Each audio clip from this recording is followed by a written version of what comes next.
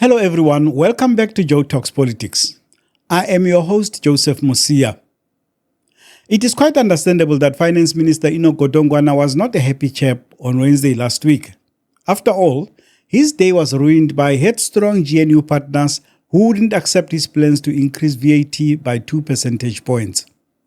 At the beginning of every year, the President presents the State of the Nation address in which he accounts for how the government has performed in the past 12 months and lays out the program for the year ahead. A week later, the Finance Minister occupies center stage and informs the country of the state of the finances and how the President's vision will be funded.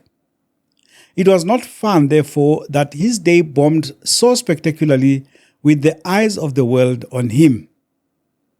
After the Speaker announced that the budget speech was postponed, Godongwana and his Director General addressed a media briefing at Parliament. Among other questions, he was asked why he insisted on the VAT increase instead of looking at other options, including raising corporate tax.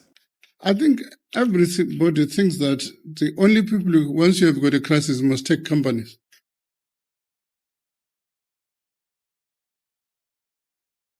Two things. What it does, mistake, it suggests that companies are not, a couple of points, companies are not going to respond to that. I can tell you now, I was talking to somebody who's investing in the UK. He's moving a company headquarters from UK because of the new taxes to Zurich. Now, I'm just giving you that it doesn't mean they're not going to react. Secondly, when you tax companies, you're taxing profitability. Why are we not getting money now? Let me just give you an indication. In 2023, we think that we're rolling out of the commodity prices. All of a sudden, boom! By July, we recorded a 32 billion rand revenue loss from the mining industry. Now, irrespective of whether you tax them, if there's no profitability, there's no profitability in the industry. Even the commissioners, I know people we're talking about the commissioner here, will tell you the problem, we're not getting money from industry on the existing tax, let alone a new tax, because companies are not making profits. So that's one set of issues. If you compare, which we do, our level of taxation of company tax compared to our peers, we're far above the OECD average. I don't think whether that slide we have in the budget review. We're far above OECD average. What does that mean? What that means, we're uncompetitive as an investment destination in an environment when we have high unemployment.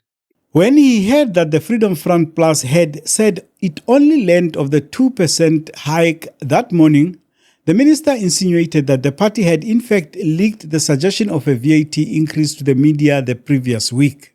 2 weeks ago, we went to Cabinet, among other things, proposals. Was this tax proposal? We didn't say, we did indicate, point a direction towards a specific tax. Everybody was in that meeting. That's why one of them leaked it to the Sunday Times. Right? The one of them leaked it to the Sunday Times, a cabinet minister, leaked it to the Sunday Times. He was not sure about the percent. That's why he used 1%. He knew that that's the direction we're taking. For somebody saying they were not aware, it's disingenuous. Disingenuous, because that's where the leaks about the VAT came from. Because I tabled it in Cabinet. What was interesting is that some of the people who leaked were Cabinet colleagues. One of them who was leaking to the Cabinet, to the journalists, even went to an extent of telling the journalists what kind of questions that were asked me in Cabinet. So they come here and tell you in news in the media and say, no, the first time they hear about this. No, we presented in Cabinet, but we also said this is direction we're likely to take. And everybody was jittery, and we didn't put the amount then because we thought it's too far. You can imagine if we did then 2 weeks ago, where would we be in terms of leaking? So, so the Freedom Fund Plus is not telling the truth. Not telling the truth. It's like the ones that are saying, like the DA, those ones have got an identity crisis. They always want to be given attention and so on. Even things they did not do, they claim is theirs. He was still furious when he was asked for his views on the suggestions by Sars Commissioner Edward Kisvetter that there was no need to increase VAT. This thing, Commissioner, I ask you people to go and ask him. Go and ask him. Because when I saw this thing in the business day, I called him. And Commissioner said, no, I said it some 3 weeks ago, but not in the same context. I'm context in an Alan Gray meeting.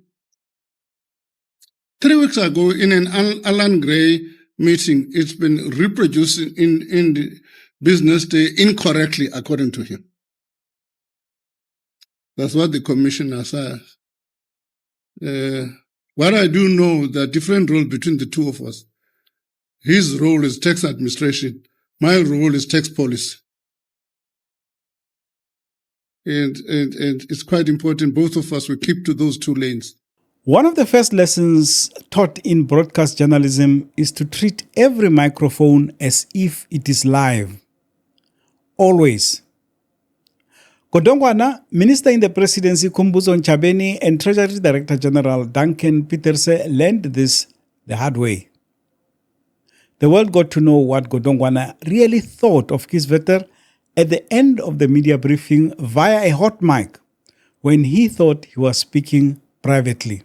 I'm glad you took the question about the commissioner. You answered it much better than Oh no, I was a bit. I was worried I should not be angry. No, you wanted to go. No, but you did what? Yeah. No, you did what? No, he's making me angry. Yes, it's what tell it. I said, we're discussing, even here, he comes up with this rubbish. I said, how will it help me on the 19th, even now on the 12th? Yeah. He did not know that we made provision for 3.5 in the new arrangement. Yeah. But that 3.5 now is gone. Yes, all right, you finally keep. It must be awkward in the room where the figures are being tweaked in preparation for the 12th of March. For the Commissioner definitely must be part of those discussions. And Minister Ntshabeni had to go there. When is he leaving, she asked. Really, Minister? Are you asking that about Kisvetter?